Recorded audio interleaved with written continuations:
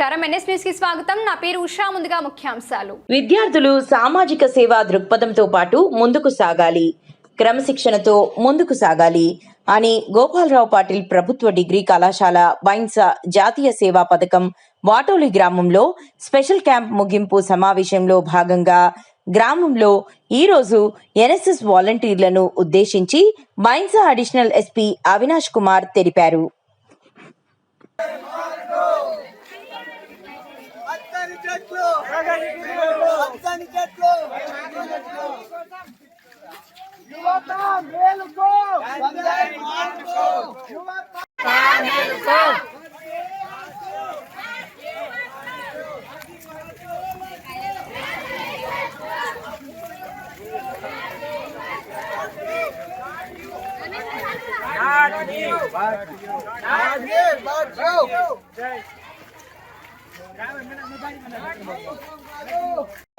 నాకొక్క కొడుకని గాడిద విని ఏడ్చే గదరా సుమతి.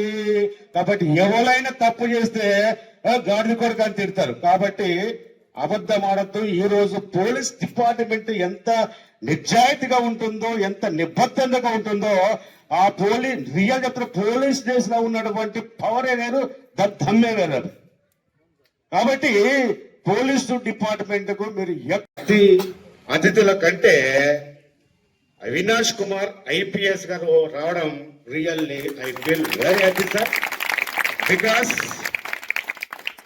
పోలీస్ డిపార్ట్మెంట్ అంటే నాకు ప్రాణం.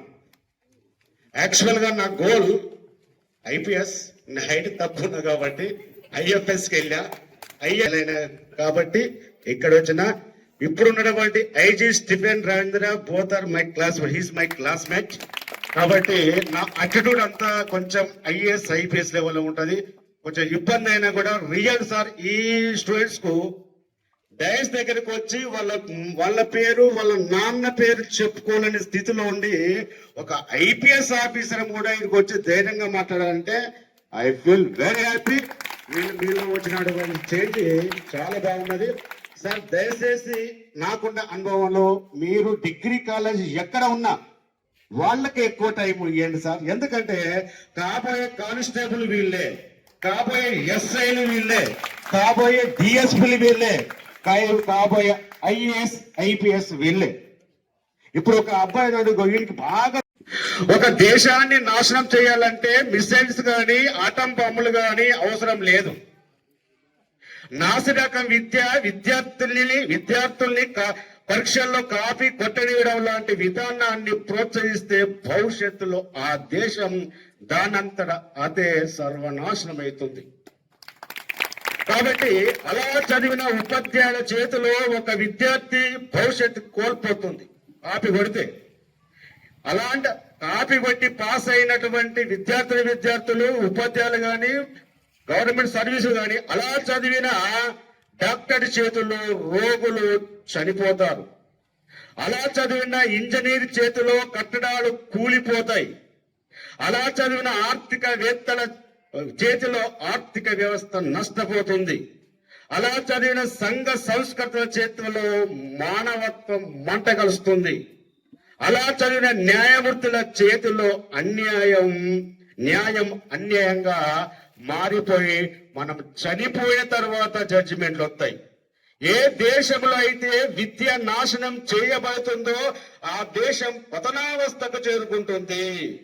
కాబట్టి విద్య విజ్ఞానం కోసం గాని వ్యాపారం కోసం కాదు. So all my dear students, విద్యకై రమ్ము, విశ్వ సేవకై పొమ్ము. Come to learn, go to serve to the nation, to the society. Thank you very much sir. మీ విలువైన సమయము ఇచ్చినందుకు.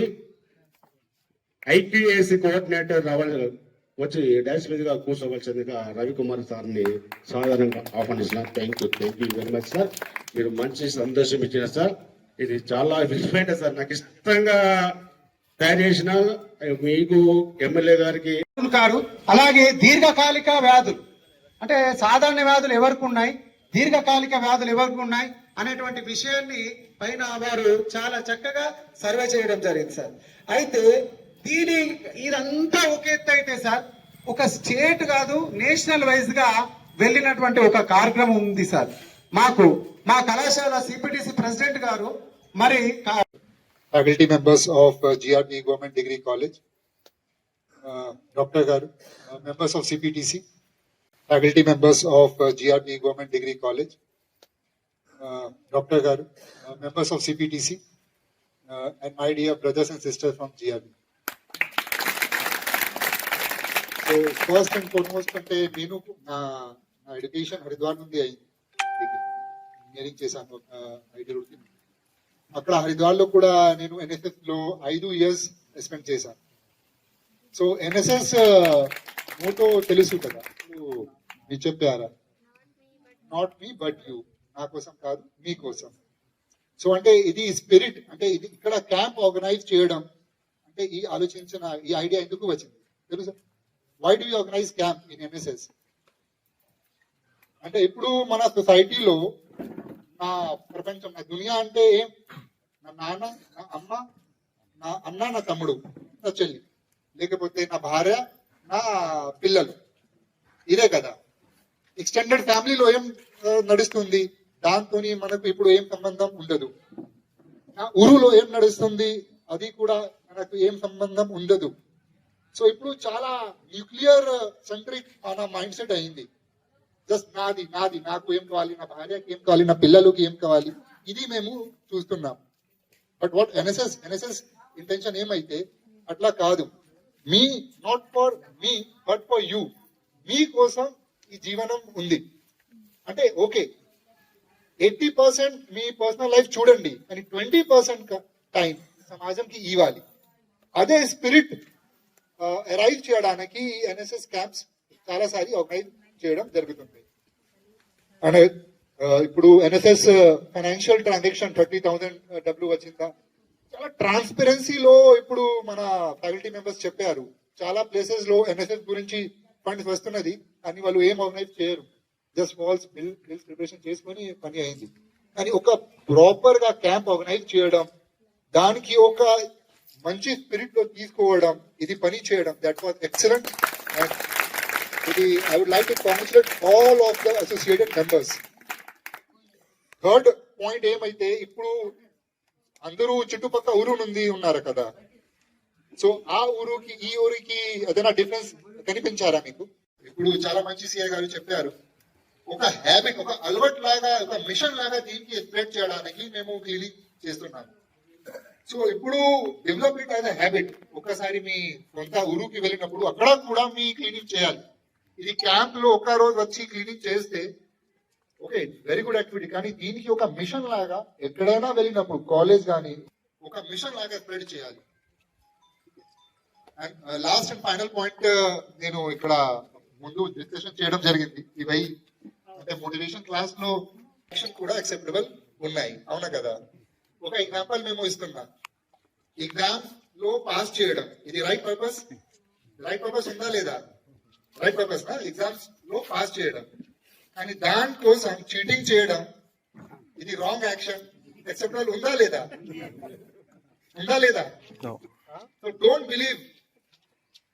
ప్రతి రైట్ పర్పస్ కోసం రైట్ యాక్షన్ చేయాలి ఎప్పుడైనా. ప్రతి వ్యక్తి ఒకసారి రాంగ్ యాక్షన్ చేసిన తర్వాత అదే మాట చెప్తారు మనకు, అట్లా కాదు, నా ఇంటెన్షన్ రైట్ అయితే నేను ఇది చేశాను. ఇది గోపి నాకు మర్డర్ చేస్తారు, దాని ముందు నేను ఆయనకి మర్డర్ చేశాను. So right purpose requires right action. ఒకసారి మీరు రాంగ్ యాక్షన్ చేశారు, మీ పర్పస్ రాంగ్ అవుతుంది. Always believe right action for right purpose. And excellent, ఇదే స్పిరిట్ మీ కంటిన్యూ చేయాలి. And I would like to congratulate all of you, especially Dr. Garu, for continuously promoting such good initiative. And Principal Garu already Gopi Chepparu is a very honest and integrity వాళ్ళు ఉన్నారు.